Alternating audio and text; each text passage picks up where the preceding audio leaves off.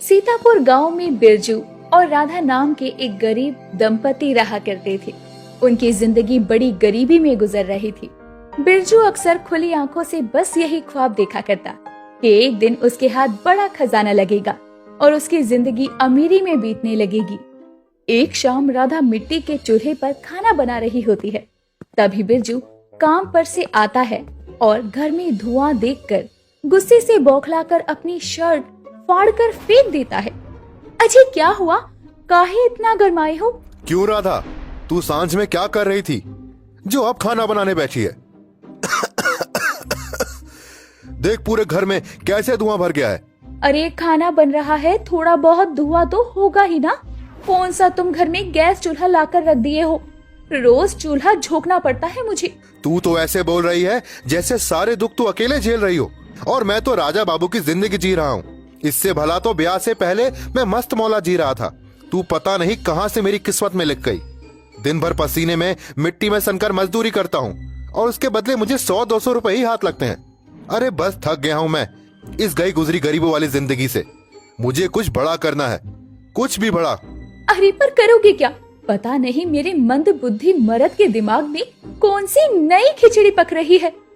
तभी बिरजू घर के एक कोने में बड़ी सी हांडी रखी हुई देखता है। आजकल ठंड के मौसम में अंडा मीट मुर्गा बड़ा बिक रहा है, फिर घर में हांडी तो है ही, क्यों ना मैं हांडी चिकन बनाकर बेचूं? बिरजू के दिमाग में हांडी चिकन बेचने की बात जम जाती है। अजी सुझाव तो बड़ा ही अच्छा है, और वैसे भी जिंदगी भर हम दूसरों की चाकरी थोड़ी करते रहेंगे।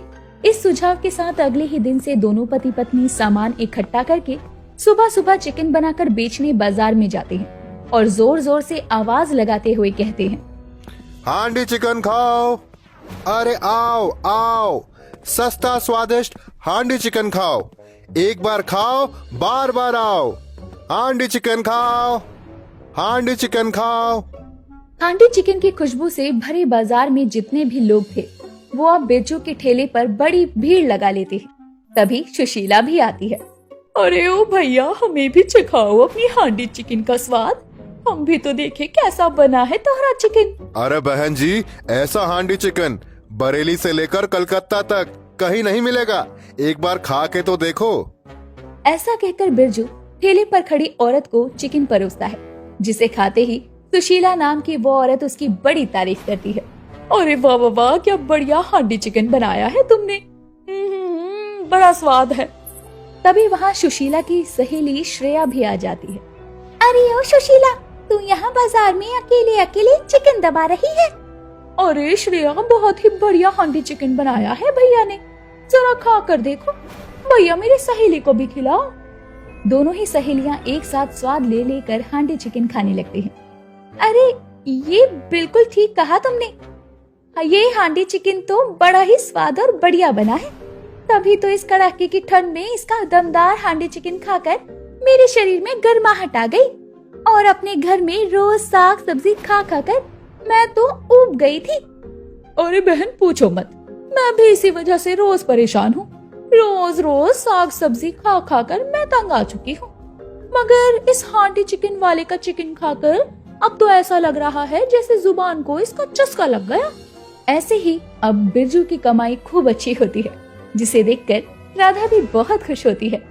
अजी आज की बिक्री तो बड़ी अच्छी हुई है, हमारी हांडी चिकन सभी को पसंद आई। हाँ राधा, तुम एकदम सही कह रही हो।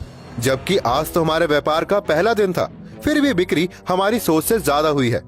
कल हमें और भी ज्यादा मेहनत करके और हांडी चिकन बनाना होगा। अब उनके हांडी चिकन में कुछ भी नहीं बचता, तो वो घर चले आते हैं। अगली सुबह बिरजू चिकन लेने असलम की दुकान पर जाता है। अस्सलाम वालेकुम असलम भाई, जरा 10 किलो मुर्गा काट कर तोल दो। अरे क्या बात है मियाँ, कल तुम 5 किलो मुर्गा ले गए थे और आज तुम 10 किलो मांग रहे हो। घर में कोई दावत रखी है क्या? अरे नहीं नहीं असलम भाई, बस मैंने और राधा ने अपना व्यापार शुरू किया है हांडी चिकन का, तो बस इसीलिए। असलम 10 किलो चिकन तौल देता है, जिसे लेकर वो घर आता है। अजी आ गए आप? मैंने कब का आंच जला रखी है, हांडी भी गर्म हो गई, तुम अब चिकन धोकर चढ़ा दो, तब तक ना मैं मसाला पीस देती हूँ। राधा, मसाले पीसने की कोई जरूरत नहीं। अरे इस हांडी चिकन में मैं खड़े मसाले डालूंगा, जिससे स्वाद और ज्यादा बढ़ेगा और हांडी चिकन बढ़िया बनेगा तो खूब बिकेगा।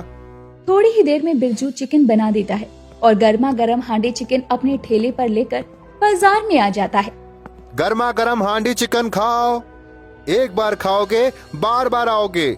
सस्ता स्वादिष्ट हांडी चिकन खाओ, खुद भी खाओ और घर भी ले जाओ। बिरजू की आवाज लगाते ही उसका हांडी चिकन बिकने लगता है और फिर से वही दोनों औरतें उसके पास आती हैं। देख श्रेया, वो लगा रखा है हांडी चिकन वाले ने अपना ठेला, चलना खाते हैं। अरे नहीं नहीं सुशीला, आज बड़ी देरी हो रही है, घर जाकर मुझे अपने पति के लिए खाना पकाना है। अरे तो एक काम करते हैं ना, आज हम दोनों भी हांडी चिकन खा लेते हैं और अपने पतियों के लिए घर ले जाते हैं, फिर गर्मा गर्म रोटियां बना कर देंगे। वैसे भी इस कड़ाके की ठंड में इतनी बढ़िया हांडी चिकन कौन छोड़ता है। ये बात सुनकर अब दोनों बिरजू की दुकान पर जाते हैं और सुशीला कहती है, अरे ओ हांडी चिकन वाले भाई साहब, हमको भी चिकन खिलाना। लगता है इन औरतों को मेरा हांडी चिकन पसंद आ गया है। एक काम करता हूँ, इन लुगाइयों को दाम बढ़ा कर बेचता हूँ। अब बिरजू के मन में लालच आ चुका था। बहन जी, ठंड के मारे मुर्गा फार्म बंद है और दुकानदारों ने मुर्गे का दाम भी बढ़ा दिया है, इसलिए मुझे भी चिकन का दाम बढ़ाना पड़ा। अब मैं गरीब अपनी जेब से तो दूंगा नहीं और आखिर में तो मैं 2 पैसे कमाने ही बैठा हूँ। लालची हांडी चिकन वाले की चिकनी चुपड़ी बातें सुनकर श्रेया गुस्से से झुंझला कर बोली, अरे तू क्या सारा दाम आप हमसे ही ऐठेंगे? उफ श्रेया, तेरा बस चले ना तो तू अठन्नी चवन्नी के पीछे भी सर खपाती रहे। कमाने दे बेचारे को 2 पैसे। जाने देना श्रेया, पेट में चूहे कबड्डी खेल रहे हैं, चलना खाते हैं। फिर दोनों हांडी चिकन खाकर अपने पतियों के लिए भी पैक करवा लेती हैं और उनके जाते ही राधा बिरजू से बोलती है, अजी तुमने तो एकदम से हांडी चिकन के दाम ही बढ़ा दिए, तुम तो लालची लग रहे हो। ये बात सुनते ही बिरजू अब पिनक जाता है। अच्छा, तो तुझे मेरा लालच दिख रहा है और मेरी मेहनत नहीं। सवेरे सवेरे गधों की तरह उठूं मैं और ग्राहकों को सस्ते में महंगा माल खिलाऊं। तूने देखा नहीं, मैंने हांडी चिकन महंगा बेचा तब भी उन्होंने खरीदा और कैसे स्वाद लेकर वो लोग खा रहे थे। बस तू देखती जा राधा, इस हांडी चिकन से ही एक दिन हम फास्ट फॉरवर्ड में फेमस हो जाएंगे और अपना अच्छा खासा घर बार बनाकर रहेंगे और फिर मैं राजा बाबू की जिंदगी जीऊंगा।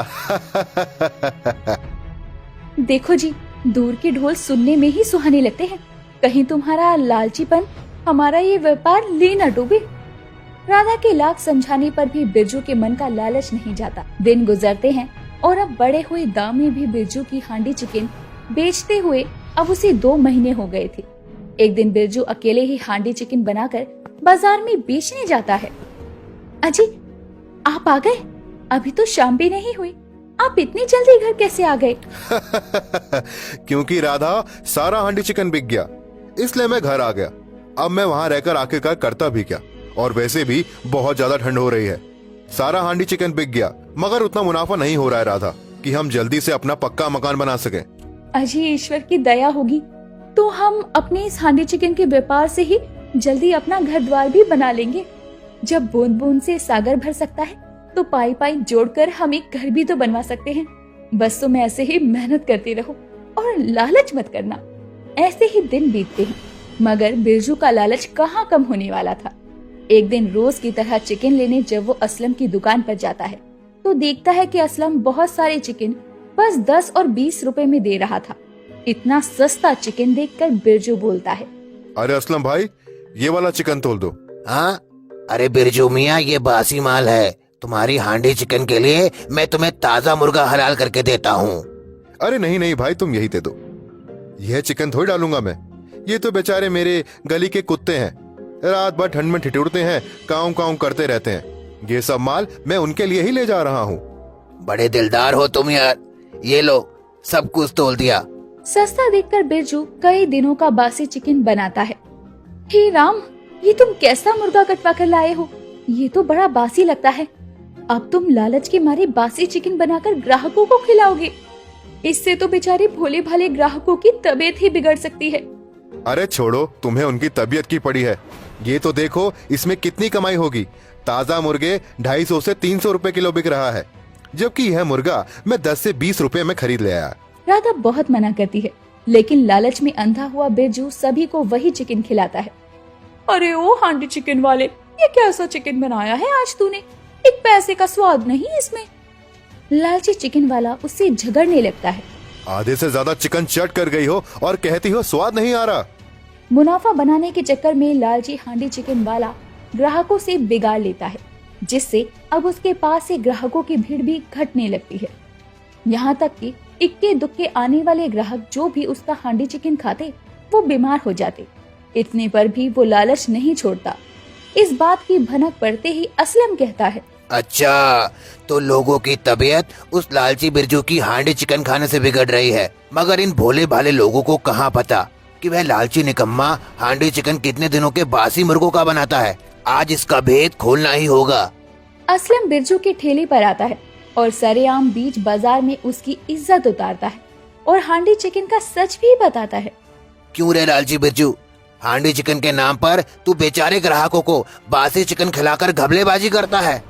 अरे चप्पल से मारो इसे और जूतों की माला पहनाओ। बिरजू एकदम से डर जाता है। तभी राधा सभी के आगे हाथ जोड़कर खड़ी हो जाती है। नहीं नहीं, मेरे पति को माफ कर दीजिए। मैं वादा करती हूँ ये फिर कभी लालच नहीं करेंगे। आप सभी लोग मुझे माफ कर दो, मैं लालची हो गया था, मगर अब मैं दोबारा ऐसा नहीं करूँगा। मैं कभी मिलावट नहीं करूँगा।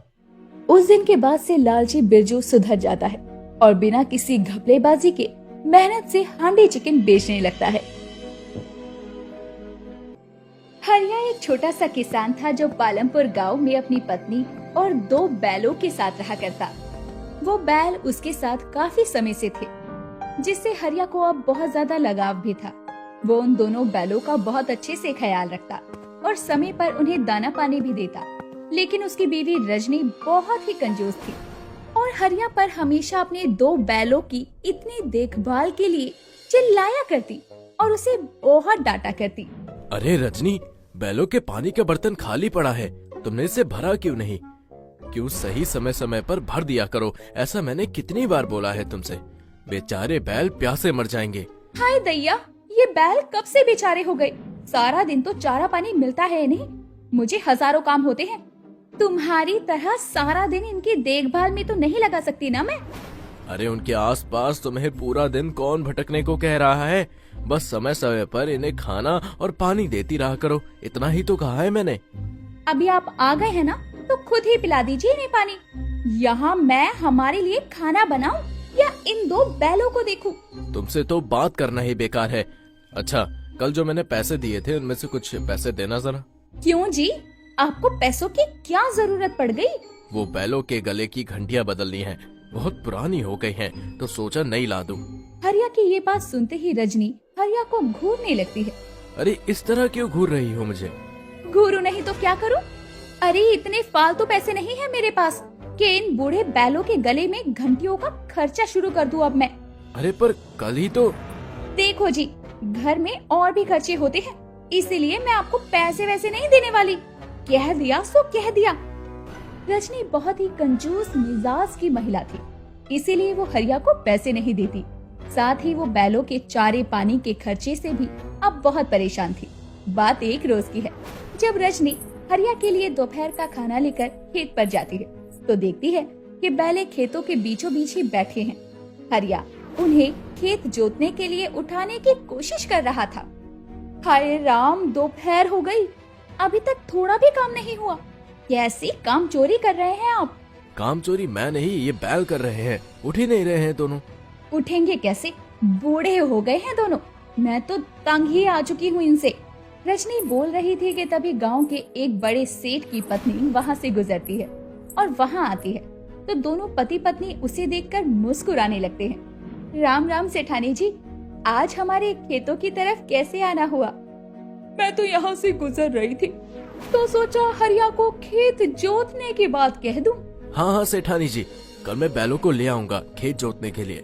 तुम्हारे बैल तो काफी बूढ़े नजर आते हैं, ये खेत जोत भी पाएंगे या नहीं? सेठानी जी आप चिंता मत करिए, ये बूढ़े जरूर है लेकिन काम के बहुत है। ठीक है, फिर मैं चलती हूँ। सेठानी वहाँ से चली जाती है। अगले दिन हरिया बैलों को लेकर सेठानी के खेत पर जाता है, लेकिन उन बैलों को खेत जोतने में ही पूरा दिन ही निकल जाता है। तो सेठ हरिया को आधे पैसे ही देता है, जिसमें से कुछ पैसे तो बैलों के चारे पर ही खर्च हो जाते हैं और बचे हुए हरिया अपनी पत्नी रजनी के हाथ में थमा देता है। अरे ये क्या, इतने कम पैसे कैसे? वो खेत जोतने में पूरा दिन लग गया तो सेठ ने आधे पैसे ही दिए। अरे तो बेच क्यों नहीं देते इन बूढ़े बैलों को? इन्हें बेचकर जो पैसे आएंगे उनसे नए बैलों का जोड़ा खरीद लेंगे, जिससे दूसरों के खेतों को जोतने पर ज्यादा पैसे तो घर आए। तुम ये कैसी बातें कर रही हो रजनी? मुझे इन दोनों बैलों से बहुत लगाव है। भला इन्हें मैं कैसे बेच सकता हूँ? अरे तुम्हारी इन बैलों के लगाव रखने की वजह से घर में पैसे आएंगे नहीं बल्कि जाएंगे। इसलिए मेरी मानो तो इन दोनों बूढ़े बैलों को बेच दो। नहीं रजनी, तुम जो भी कहो, लेकिन मैं तुम्हारी ये बात नहीं मान सकता। हरिया उन बैलों को बेचने से साफ इनकार कर देता है। समय बीतता है। हरिया के छोटे से खेत में इस बार कुछ फसल नहीं होती और कोई भी उसे अपने खेत जोतने का काम भी नहीं देता, जिसके कारण अब उसके घर में पैसों की तंगी होने लगती है। धीरे धीरे ये नौबत भी आ जाती है कि ना बैलों के चारे के लिए पैसे थे और ना ही घर के खाने के लिए कुछ अनाज था, जिसके चलते दोनों पति पत्नी रात के समय भूखे ही सो जाते हैं। अगली सुबह जब हरिया अपने बैलों को साफ कर रहा होता है, तभी रजनी वहाँ गुस्से में आती है। अरे अब और कितने बुरे दिन देखने पड़ेंगे ये बताओ तुम? कल रात भूखे पेट सोए हैं हम दोनों, अब क्या भूख से मरते देखना चाहते हो मुझे? रजनी, ये कैसी बातें कर रही हो तुम?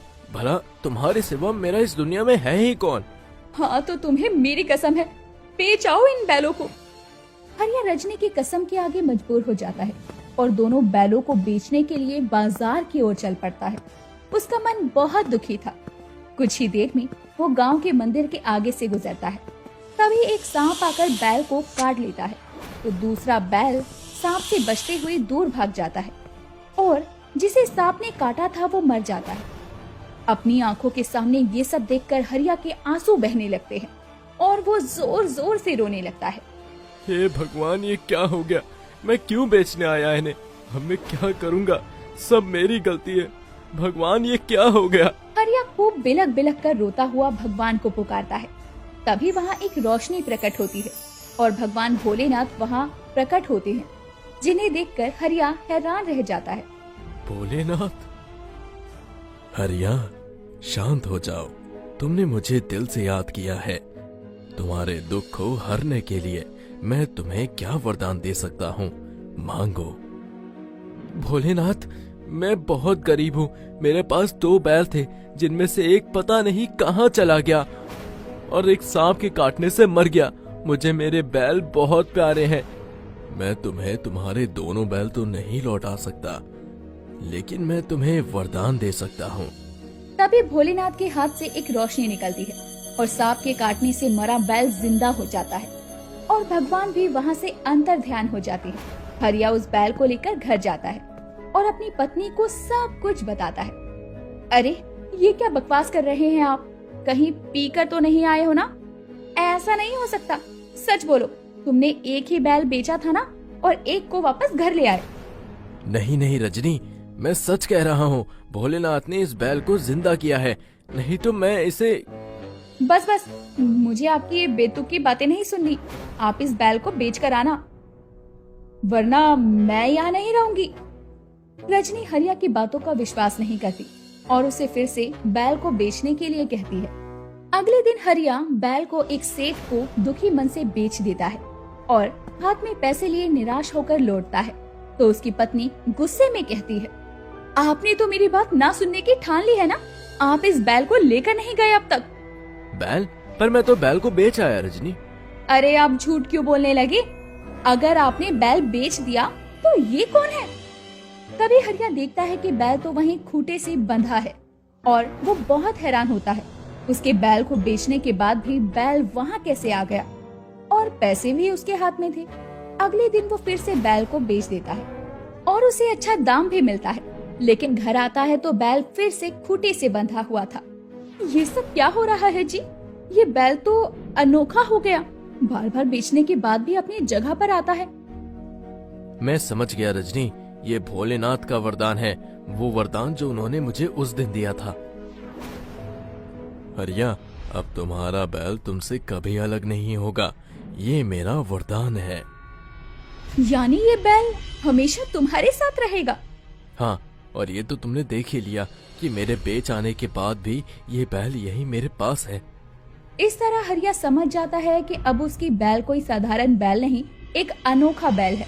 एक रोज वो उसे खेत में लेकर जाता है तो वो बैल अकेले ही पूरा खेत जोत देता है। ये देखकर हरिया हैरान था, क्योंकि उसके बैल में एक अलग ही ताकत आ गई थी, जिसके बाद से वो एक दिन में बैल की मदद से दूसरे लोगों के खेतों को भी जोतने का काम शुरू करता है, जिससे अब उसकी अच्छी खासी कमाई होने लगती है। और इस तरह से उस अनोखे बैल की वजह से उसकी आर्थिक स्थिति भी पहले से सुधर जाती है। साथ ही बैल उससे कभी भी अलग नहीं होता और उसे लाभ भी देता है।